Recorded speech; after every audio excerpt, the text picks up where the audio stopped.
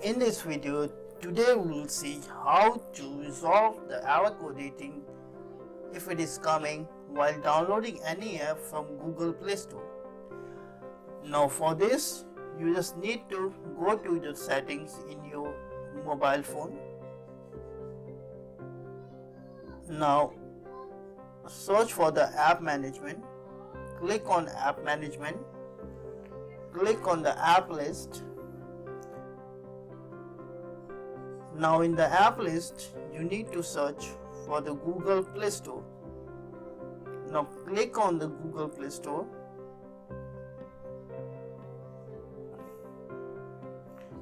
Click on the storage usage. Now you need to clear cache, clear data of the Google Play Store. Now after clearing this, you need to again come back to your app manager and click on this two dots, click on show system. Now search for the Google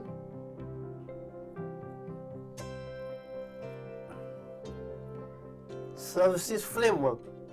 Now click on the Google Services Framework, click on the storage usage.